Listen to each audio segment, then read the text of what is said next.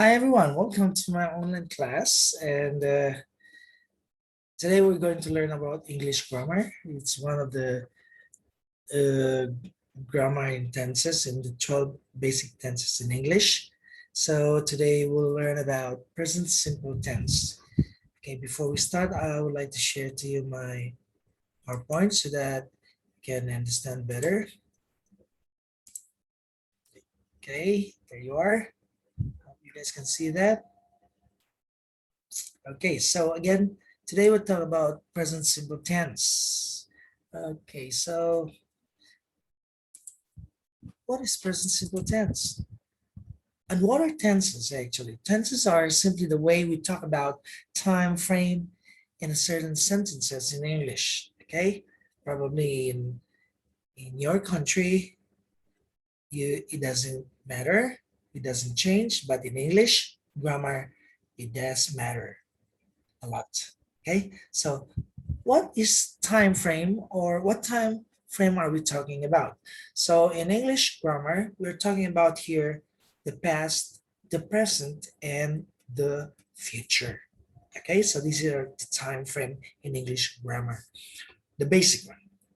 So just an introduction. So the present simple tense is the most basic tense in English and uses the base form of the verb. It only changes from the base uh, and we add up s or es or ies when we use the subject in third person singular in noun. Okay, that's the only time. And perhaps some of you forget what are verbs. Okay, verbs are words that describe an action, a condition, experience, or we talk about something that happens. Okay, so verbs actually here is the most important part in making these sentences, okay? Because these things change in present simple tense. And again, we also have the verb to be. So verb to be, we're talking about the three in present simple tense, just the three basic one. We have am, we have is, and we have are. So this verb to be is used to talk about names, age, feelings, nationalities, and professions. Okay, so let's move on. So our objective here, we're going to learn what is present simple tense and on what are the three types of sentences and the three basic structure in a present simple tense. Okay, and we'll learn how to make the present simple tense, and we learn when do we use present simple tense, and of course the spelling rules. It really matters for the third person present simple tense, or when to add up s or es or ies to a verb. Okay, so here, so now how do we make the present simple tense? Okay, there are three types of sentences and there are three basic structure to make a present simple tense. Okay, the three types of sentences, we have positive or affirmative sentence, then we have negative sentence, and we have the interrogative sentence, in which is commonly called as question. Okay, we know that it's a question sentence. Okay, so what is the basic structure of a positive sentence? So we have just a subject, the main verb, and the object. Okay, just remember that. Okay, so what are these? So this is when you make a sentence and a positive sentence. So look at these examples, positive sentence or affirmative sentence. Look at that. So here I actually group the subject into two. Okay, so we have I, you, we, they. I put them in a group one as a subject, and she, he, it for group two. Now look at this. Subject group one also includes two names. If there are two names, okay, it's a plural in form, you also, that also belongs to group one. And if there's a name for name, okay, let's say for group one, we have Tom and Jerry. So Tom and Jerry, there's two names there that belongs to group one. For she, he, it for group two, if there's one person, a name, let's say Linda or any single name, one name, that goes to group two. So now, the thing that matters here much is the verb. Look at that. Look at the example. Look at, if you read that, okay, please just read it first. Let's read it together, or you can read after me at home. So we have I, we use the first subject, I dance at the party. You dance at the party. We dance at a party. They dance at a party. Or if you want to include Tom and Jerry dance at a party. Okay, so that's group one. For group two, we have she dances at a party.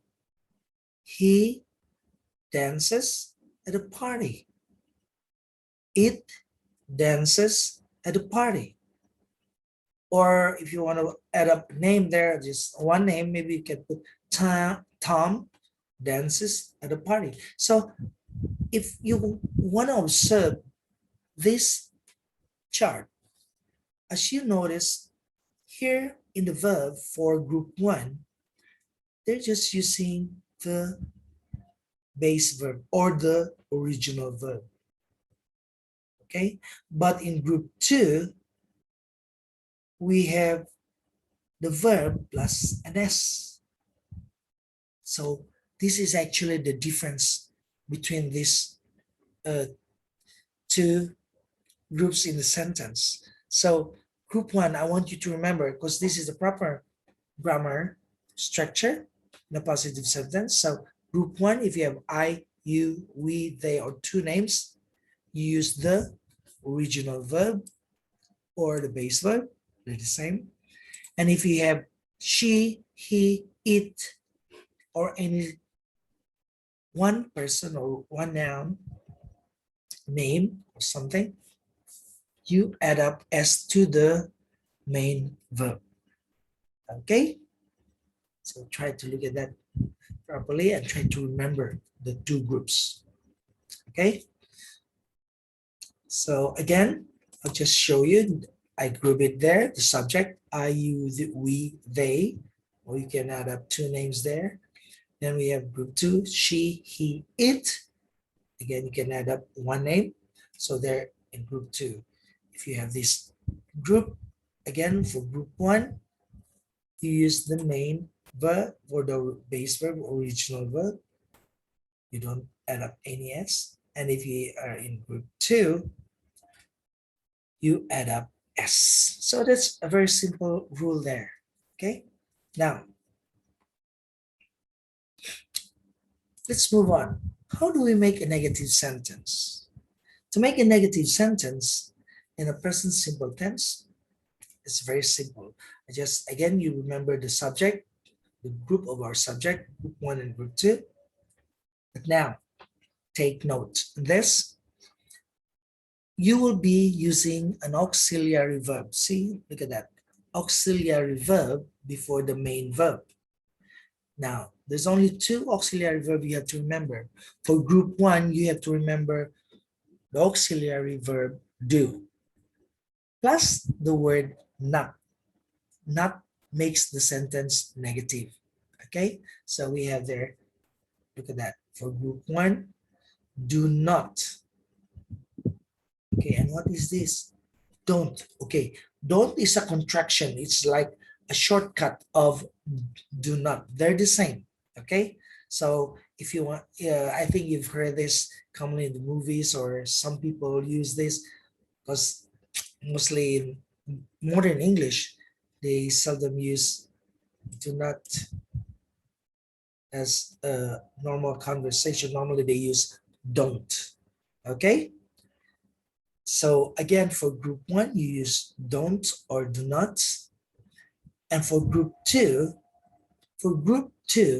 you have to use the auxiliary verb does and plus the word not to make it negative. So we have does not, or we have this, the one on top, doesn't.